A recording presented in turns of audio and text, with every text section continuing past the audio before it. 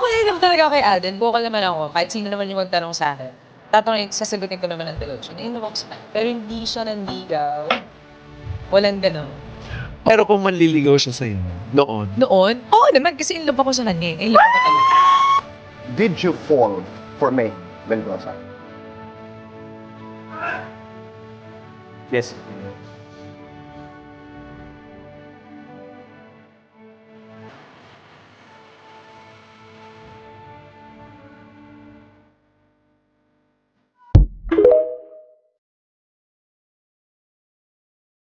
Good morning ulit everyone. Welcome again to my channel and it's me again, ang inyong chismosong ka-Aldab vlogger. So, gusto ko munang magpasalamat sa inyong lahat sa mga walang sawang tumatangkilik, nanonood, sumusuport at sumusubaybay ng mga content ko here on my YouTube channel. So, wag ninyong babaktawan o lalaktawan tong ating main topic ngayong araw. I'm sure na hindi ninyo pagsisisihan na pinanood nyo to mula umpisa hanggang hulihan. And syempre, wag kayong mag-i-skip ng segment, okay? Buuin nyo to start to finish at syempre, wag ninyong kakalimutan na i-share to ha. So, eto na, dumako na tayo sa ating main topic for today's video na very interesting. Kung sakasakali daw, eto may kasinungalingan na naman tayong nasagap. Kung sakasakali nga lang daw na manligaw, pero hindi ka naman kasi ganda ng tunay na Maine Mendoza. 'Di ba? Etong baklang bakulaw na to na talagang magaling magsinungaling. If ever daw naman ligo si Alden, agad-agad niyang sasagutin dahil nga in love siya. So ito na guys, watch this. Mamaya ipapaliwanag ko sa inyo ng buong buo. So ito na guys, watch this. Ako naman talaga kay Alden, vocal naman ako, kahit sino naman yung magtanong sa'kin. Sasagutin ko naman ng diretso, na-inbox man. Pero hindi siya nanligaw, walang gano'n. Pero kung manliligaw siya sa'yo, noon, Noon, oo naman kasi in love ako sa kanya, in love ako talaga. Did you fall for May Mendoza? yes.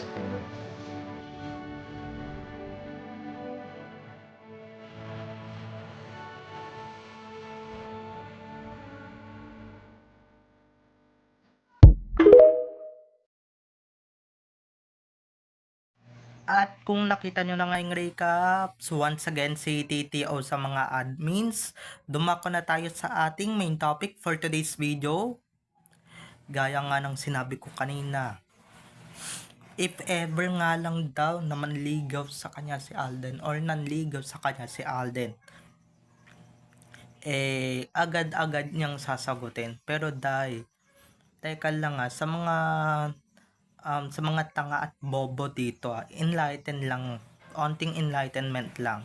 Hindi talaga si Min yung nagsabi niyan, si Clowny talaga yung nagsabi niyan guys, halatang halata naman.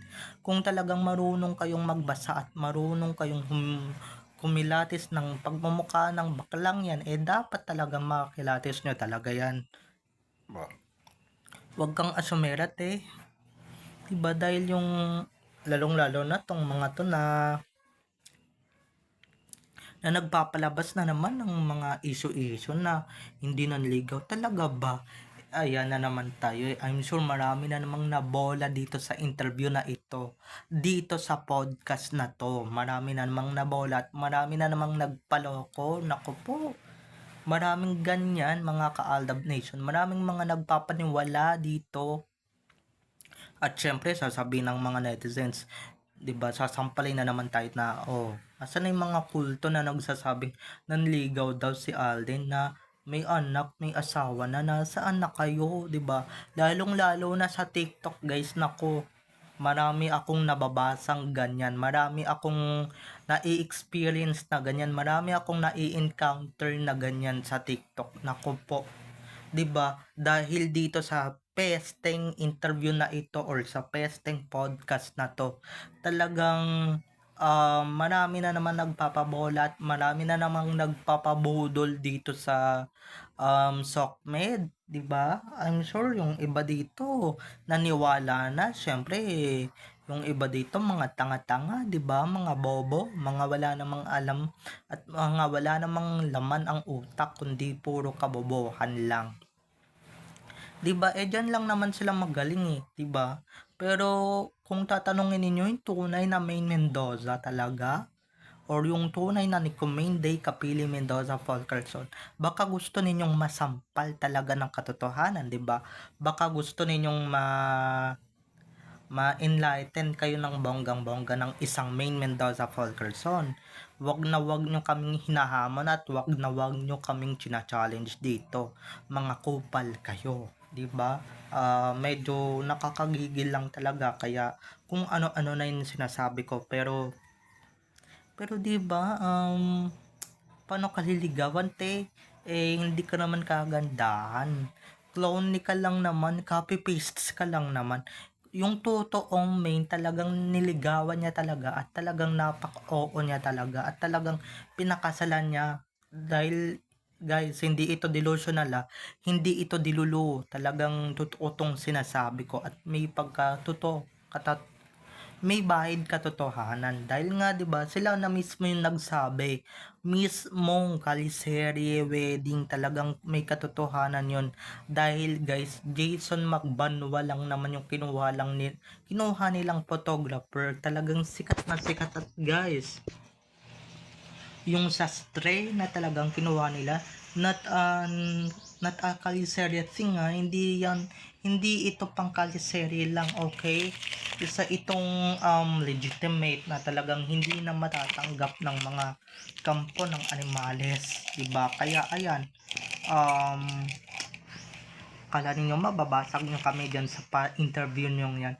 Diyan kayo nagkakamali. Diyan kayo nothing wrong, 'di ba? Diyan kayo nagkakamali, diyan kayo akala ninyo masisindak kami dyan sa pa-interview ninyong yan. Diyan kayo nagkakamali dahil never kaming masisindak dyan. Dahil guys, hindi naman namin pinapanood yan at hindi naman namin pinapaniwalaan yan, no? Oo, yung mga mahihina ang utak ang nagpapaniwala dito. Kung bobo ka at walang laman ang utak mo, 'di ba? Kung aanga-anga ka at hindi ka talaga true-blooded ADN, talagang maniniwala ka dito. At talagang 'di ba? Maniniwala ka dito at syempre yan na talaga yung paniniwalaan mo kaya kung ano yung sinasabi namin katotohanan hindi mo na talaga paniniwalaan at hindi mo na talaga paniniwalaan at hindi nyo na kami panonoorin, 'di ba? Hindi nyo na panonoorin yung mga sinasabi namin, yung mga sinasabi namin legit, mga sinasabi namin couple, 'di ba? Hindi nyo na panonoorin. Pero guys, kung talagang true-blooded ADN kayo at talagang may alam kayo, 'di ba? Talagang stick to one lang tayo, doon lang tayo, dito lang tayo sa talagang kung ano yung pinapaniwalaan natin na hindi naman talaga dilulu or hindi naman talaga delusional. Hindi gaya ng iba dyan na naghahalucinate na at syempre nababaliw na talaga ng bonggang-bongga, 'di ba? Mga nasisiraan na ng bait. So ayan, marami na naman magko-comment dito. Marami na naman talagang mambabash sa akin dito. Nako, kaya ready na ako sa mga basher. Syempre, tatawanan ko na lang talaga kayo ng bonggang-bongga dahil wala naman kayong alam 'di ba? Kung ano yung nasa interview kahit na fake, paniniwalaan ninyo, 'di ba?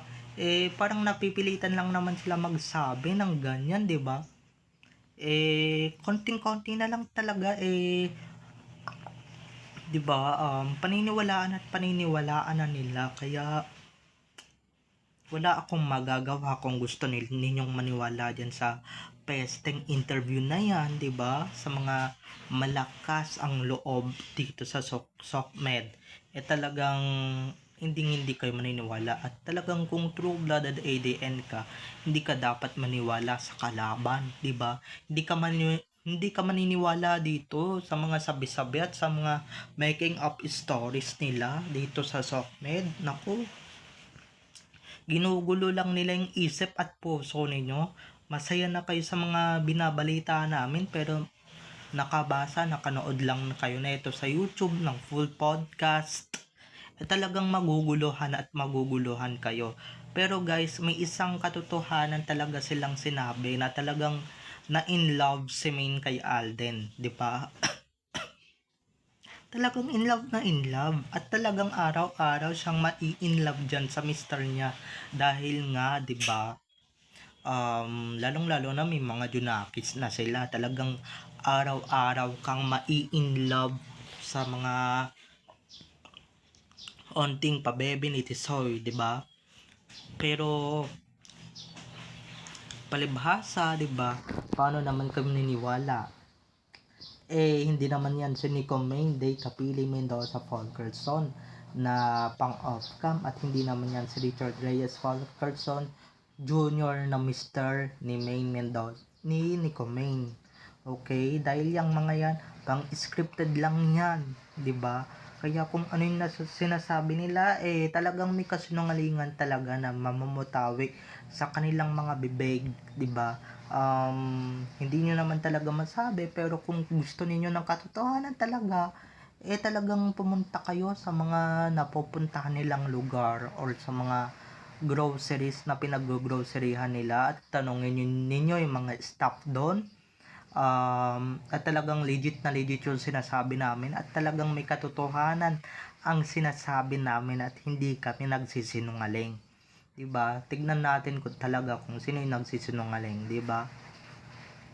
Diyan kayo nakabase sa interview kung ano talaga yung katotohanan. Hindi ba kayo nanonood, nagbabasa-basa sa Twitter, diba? Katotohanan pala yung hanap ninyo, diba? Katotohanan pala yung gusto ninyo. Di go, diba? Ibibigay namin sa inyo basta sa huli walang sisihan na, walang photo ka ng buko dito or walang photo ka ng sama ng loob dito, 'di ba? I'm sure yung iba diyan ako kung ako yung tatanungin ninyo, mas legit yung mga napapaniwalaan ko sa Twitter kaysa sa mga napapanood ninyo sa interview. Diyan kayo nagbabase, 'di ba? 'Di ba? Diyan din kayo nagbabase kung ano ba talaga yung katotohanan. Ako guys, bumibase ako sa katotohanan dito sa mga vloggers na gaya kong Alda Vloggers and syempre sa mga admins namin dito sa Twitter. Kaya never nyo kaming mapapaniwala dyan sa mga kalokohan ninyo. Kaya kung ako sa inyo uminom-inom kayo ng gamot para naman mabawas-bawasan yung hallucination ninyo, 'di ba? Mabawas-bawasan naman yung mga kabaliwan ninyo dahil guys, puno na kayo ng saltik 'di ba? Lalong-lalo na yung show na to alam naman namin na puro kasinungalingan, guys. Hindi nanligaw grabe nga yung tama ni Alden dyan, 'di ba? Grabe yung tama ni Alden dyan kay Min halos nga 'di ba ang lagkit na ng tingin niya at halos pupugi na niya ng halik tapos nowadays hindi daw nanligaw talaga ba may maba na tatawagin niya bang masimain kung hindi nanligaw, 'di ba? Kayo nga mag-isip-isip nga kayo kung talagang nag-iisip kayo at kung talagang mag-iisip kayo ng tama, 'di ba? Naku, nanggigigil talaga ako sa inyo. Kaya talagang mag-e-end up na ako dito. So, bye-bye na mga ka-ADN. I love you all. Have a nice day. Keep safe and God bless. And don't forget to subscribe to my YouTube channel. And syempre, huwag ninyong kakalimutan na i-click ang notification bell para ma-notify kayo sa mga susunod ko pang i-upload na mga videos tungkol kina Main at Alden. And syempre, tungkol sa kanilang mga buhay-buhay inside or outside man yan sa showbiz. So, bye-bye na mga ka-ADN. Enjoy watching everyone. I love you all. Have a nice day. Keep safe and God bless everyone. Bye-bye. God bless you.